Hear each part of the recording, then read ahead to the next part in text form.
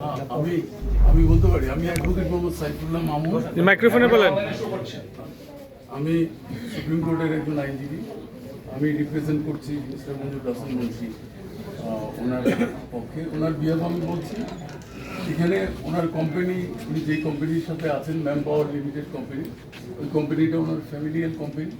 ওই কোম্পানির লোন আছে, ওনার কোনো পার্সোনাল লোন নেই।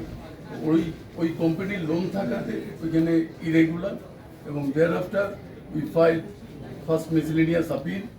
ইনিশিয়ালি ল্যান্ডেড কোর্ট বিলোতে করি এবং ফার্স্ট মিসেলেনিয়াস আপিল করি তার এগেনস্টে হাইকোর্টে।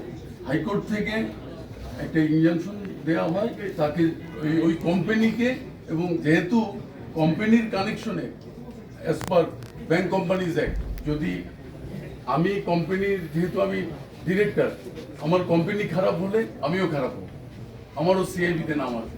সেই জন্য সেখানে কোম্পানি এবং হি হিমসেলফ ওইখানে অ্যাপেলেন।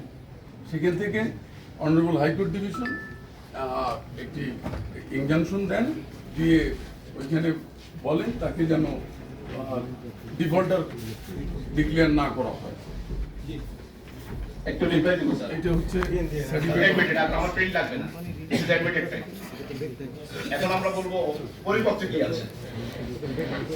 না, এটা হচ্ছে কোম্পানির loan, not personal. That's okay. আমরা এখন বলবো পরিপত্রে কি আছে। ইলেকশন কমিশনের যে পরিপত্র জারি করেছে সেখানে কি আছে আমরা বলে শেষ করে পরে বলেন।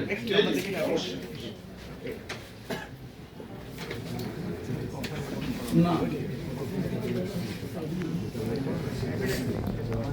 আমার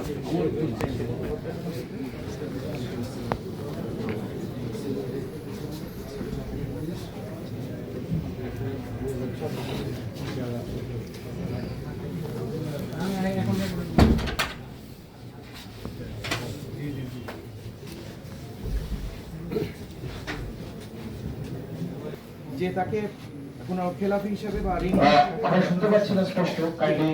জি, থ্যাংক ইউ। আমরা এখানে যে মামলাটি নিয়ে কথা হচ্ছে সেটা আমার কাছে সিআইডি রিপোর্টেও আছে, যে এখানে বলা হচ্ছে যে আগামী এই হিয়ারিংটা পেন্ডিং আছে, এবং যতক্ষণ এই হিয়ারিং ডিসপোজাল না হয় 3 মাসের জন্য তাকে এই তার উইলফুল ডিফল্টার হিসেবে অথবা ডিফল্টার হিসেবে ব্যাংক ডিফল্টার হিসেবে ঘোষণা করার কোনো বা এরকম কোনো সুযোগ নেই, নিষেধাজ্ঞা দেওয়া আছে। এই বিষয়টা এখানে বলা আছে। সিআইবি রিপোর্টে আমরা এই মামলাটি নিয়ে এখানে রিপোর্টও পেয়েছি।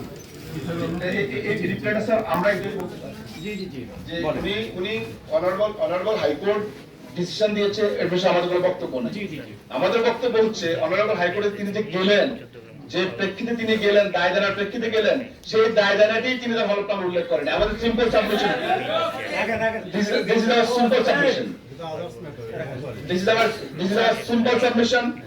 উনি as a director of this company, তিনি ডিরেক্টর হিসেবে তিনি ডিক্লেয়ার করেছেন he is a director of this company, but তিনি ডিক্লেয়ার করেননি যে তার কোনো দায়দানা আছে। উনি বলছেন যে আমার কোনো ঋণ নেই, দায় দেনা নেই। এখানে যদি প্রমাণ করা As মঞ্জুরুল হাসান মুন্সি। জি জি জি, আমি স্যার আজকে আরেকটু বলে দেই স্যার, আরেকটু পরিপত্রটা ব্যাংক জানাক আমাদের, আপনি বলেন, ব্যাংক বলুক আমাকে যে আমার তার কাছে এত টাকা আমরা যে তথ্য গোপন উনিকে উল্লেখ করেননি, উল্লেখ করেননি। উনি বলছেন যে আমার কোনো ঋণ নেই, আমার ছেলে মেয়ে বউ বাচ্চার নামে এখানে বলা হয়েছে যে আমি একক বা আমার পিতা মাতা ভাইপো স্বামী স্ত্রী সন্তান নামে নেই।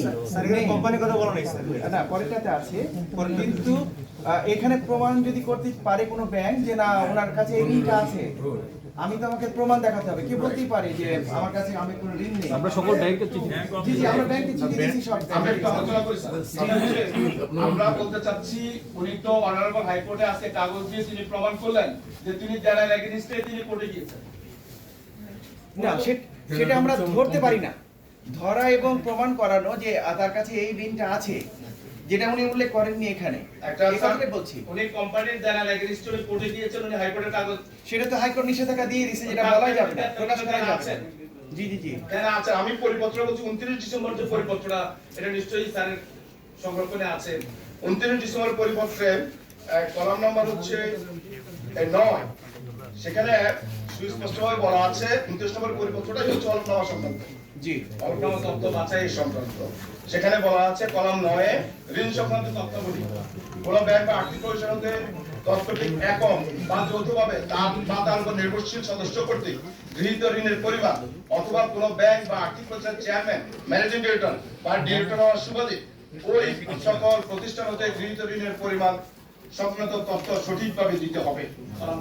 কিন্তু উনি দেননি, এখানে দেননি মানে কি ওনার নাই, উনি বলছেন যে আমার কাছে কোনো দায় দেনা ঋণ নেই। এই জিনিসটা প্রমাণ করার দায়িত্ব এখন ব্যাংকের। কেউ যদি বলে যে না উনি তো উনি কোর্টে গিয়েছে সেটাই প্রমাণ হচ্ছে যে আমার জানা আছে। না না না, কোর্ট তো নিষেধাজ্ঞা দিয়ে রাখছে, যেটা আপনি সেটাকে তো স্যার different উনি issue। অ্যাজ ডিরেক্টর আমরা ধারণাগত কোনো কিছু করতে পারি না যে উনি, জি জি, আমরা এভিডেন্স চাই যে ওনার নামে ঋণ আছে। উনি তো ওখানে উইলফুল ডিফল্টার হিসেবে যেন ঘোষণা না দেওয়া হয়, জি জি জি, তার মানে হচ্ছে সেখানে ঋণ আছে, যেন ডিফল্টার ঘোষণা না করা হয় সেটার জন্য উনি করে দিয়েছেন। It does mean that owner loan আছে, কিন্তু এটা রিশিডিউল করার জন্য এবং ওনাকে যেন ডিফল্টার হিসেবে ঘোষণা না দেওয়া হয় সেটার সাবমিশনের জন্য উনি গিয়েছে এবং 3 মাসের স্টে দিয়েছে যে ইয়েস এই 3 মাস আমরা আপনাকে ডিফল্টার ঘোষণা করলাম না। এইটা পরের ধারণাগুলো নিয়ে আমরা করছি যে এইটা আমি প্রিসাপোজিশন করছি না, এটা প্রিসাপোজিশনের ফ্যাক্ট। ফ্যাকচুয়ালি যদি বলি উনি ঋণগ্রস্ত, ওনাকে যেন ডিফল্টার হিসেবে ঘোষণা না করা হয় সেটার জন্য উনি কোর্টে সাবমিশন এই যে দিয়েছেন। উনি আদালত থেকে নিয়ে আসছেন, কিন্তু Yes. আমাকে এখন দেখাক যে কেউ ঋণ পাবে কিনা, তার কাছে টাকা পাবে কিনা। মঞ্জুর হাসান মুন্সির কাছে। জি জি, মঞ্জুর হাসান মুন্সি নামে কোনো ঋণ আছে। হ্যাঁ, আইডিয়া ছিল উনি গিয়েছেন যে ডিরেক্টর হিসেবে গিয়েছেন, ওখানে নিষেধাজ্ঞা নিয়ে আছেন, কোম্পানির কথা বলছেন। পার্সোনাল কোনো লায়াবিলিটি আছে কি কোনো ব্যাংক বা ওনার লাইব্রেরি আছে, এখন 36 কোটি টাকা লাইব্রেরি আছে। উনি লাইব্রেরির এগেইনস্টে যান নাই, উনি গেছে সিএমপি নীল করার জন্য। না, কিন্তু আমাকে লাইব্রেরিতে থেকে গেছে। লায়াবিলিটি দেখান, আমার কাছে প্রডিউস করেন, তাহলে তো বুঝবো। আমরা সিএমপি রিপোর্ট আপনাদেরকে প্রেরণ করা হয়েছে। আপনার সিএমপি রিপোর্টে ওইখানে উল্লেখ আছে কত টাকা দায়দার আছে। 36 কোটি টাকা না না না, একটু কিছু বলেন না। আমরা প্রমাণ চাই যে উনি ঋণগ্রস্ত, কোনো ব্যাংক বলুক বা কোনো আর্থিক আমরা প্রতিষ্ঠান। গতদিনে আপনাদের সিএমপি রিপোর্ট পাঠিয়েছিলেন, ওইখান থেকে আমরা সিএমপি রিপোর্ট তথ্য আপনাদের প্রেরণ করা হয়েছে বাংলাদেশ ব্যাংকের মাধ্যমে। এখন আপনাদের বাংলাদেশ ব্যাংকের প্রতিনিধি এখানে আছেন, আপনি স্যারদের দেখতে পারেন। আমি বলতে পারি সেমি রিপোর্টটা জি জি, একটা অফ করেন, একটা সিএবি অফ করেন। বলেন পরে। সিএবি রিপোর্ট পেয়েছি আমরা। সিআইবি রিপোর্টে বলা হয়েছে সিআইবিতে ঋণ খেলাপি দেখানোর বিষয়ে civil rule 740 within bracket FM/2025 এর মাধ্যমে মহামান্য হাইকোর্টের নিষেধাজ্ঞা বহাল রয়েছে, যার মেয়াদ 7/3/2026 পর্যন্ত বলবৎ থাকবে। শুধু এই কথাটাই লিখছে, কোনো অন্য এই কারণে লিখছে ওরা যে বাংলাদেশ ব্যাংকের সিএবিটা নীল রাখা হয়, দায়ের এগেইনস্টে, দেনার এগেইনস্টে, খেলাপির এগেইনস্টে উনি হাইকোর্ট থেকে লোন নিয়েছেন। সেজন্য তো রায় পেয়েছেন উনি, এটা তো একটা রায়, এটা একটা যারা আদালতের তৈরি রায়। গেছে ওরা একটা সেভারাল টাইমের জন্য এটা স্থগিত দিয়েছে, কিন্তু দায়িত্ব ওরা পরিশোধ করতেই হবে, দায়িত্ব ওরা মকুব করে নাই। কিন্তু দায়টা দেখান দায় আমাদের আছে। কি?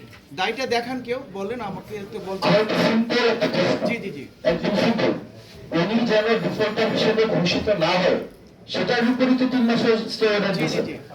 একটা মানুষ ডিফল্টার হিসেবে কখন ঘোষিত হবেন না যদি না ঋণ থাকে, এবং ঋণটা যদি দীর্ঘদিন ধরে চলে তখনই তো নাকি।